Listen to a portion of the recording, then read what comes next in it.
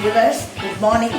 இந்த சேமியா உப்புமா பண்ணலான்னு கேட்டினா நம்ம சேமியா உப்புமா எதுவும் போடாமல் பண்ணுவோம்.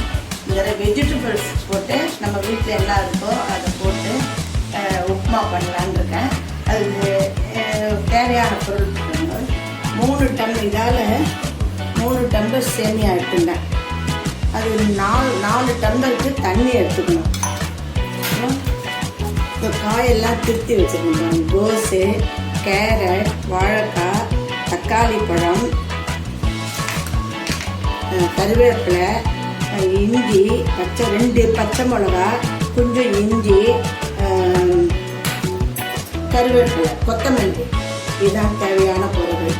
இப்போ அடுப்பை பற்ற வச்சு செய்யறது. உடனே சேமியா வறுத்த சேமியா தான், இது வறுக்க தேவையில்லை, அப்படியே செய்யலாம். பற்ற வச்சுட்டேன். இப்போ எண்ணெய் குத்துறேன். காய் போட்டு வதக்கி பண்ணுறதுனால எண்ணெய் கொஞ்சம் அதிகமாக தான் குத்தினா தான் நல்லாயிருக்கும், சேமியா நல்லாயிருக்கும். இப்போ எண்ணெய் காஞ்ச உடனே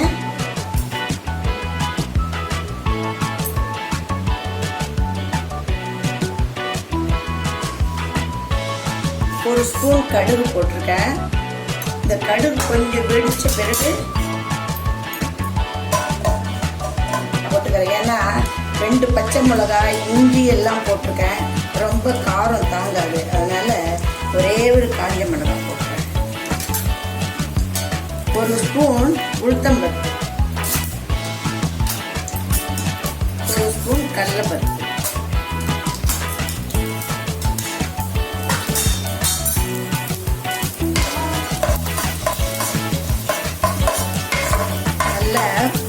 வெடிக்கணும். கடுகு, உளுத்தம்பருப்பு, கடலை உப்பெல்லாம் கொஞ்சம் பொன் சிவக்க வறுத்துக்கணும். இப்போ இஞ்சி, பச்சை மிளகா, கருவேப்பிலை, பெருங்காயத்தூள். பெருங்காயம் போட்டால் தான் சொல்லுவாங்க, பெருங்காயம் இல்லாத சமையலும் பெரியவங்க இல்லாத வீடும் நல்லா இருக்காதுன்னு சொல்லுவாங்க. இப்போ இது போட்டாச்சு. அப்புறம் இப்போ தக்காளி பழம்,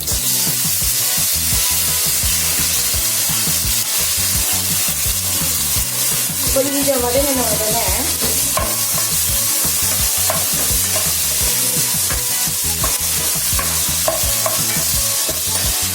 கேரட், பொடி பொடியாக நறுக்கிய கேரட், கொஞ்சோண்டு வாழைக்காய் வீட்டில் இருந்தது, அந்த வாழைக்காயை போடுறேன்.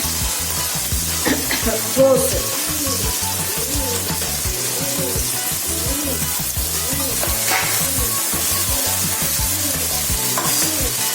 கொஞ்சம் வதங்கின பிறகு தண்ணி ஊற்றணும். தண்ணி ஊற்றி தண்ணி கொதிச்ச உடனே இந்த சேமியாவை போட்டு நல்லா கலரி வெந்த உடனே உப்பு போட்டு எடுத்து வச்சிடலாம்.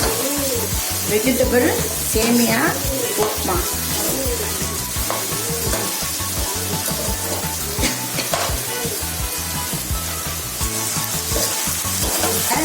வெந்துட்டு இப்போ இந்த 4 டம்ளர் தண்ணி வச்சிருக்கேன் இல்லையா, அதை கொட்டணும்.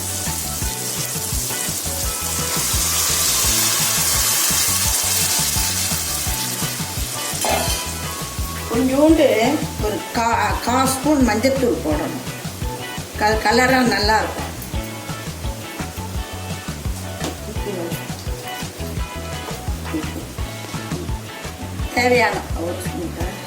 தேவையானது 1 ஸ்பூன் உப்பு போடுறேன்.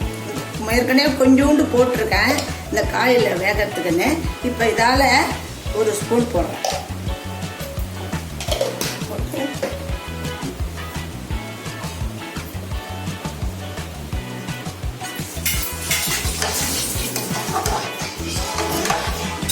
இதை கொஞ்சம் மூடி வைக்கணும். தண்ணி கொதிக்கணும். கொதித்த பிறகு இந்த இதுவை சேமியாவை போட்டணும். கோவிச்சது பாருங்கள், காயும் நல்ல வேகும், இதில் நல்லா கோவிச்சது. இப்போ சேமியாவை அதில் தூவணும்.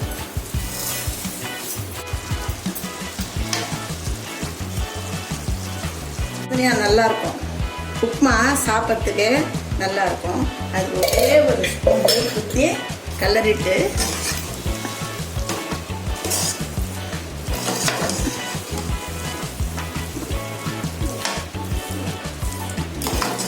பீன்ஸ் இருந்தால் பீன்ஸ் கூட போடலாம். என்கிட்ட இருக்கிற பொருளை போட்டிருக்கேன். கொஞ்சம் கொத்தமல்லியை மேலே தூவிக்கணும்.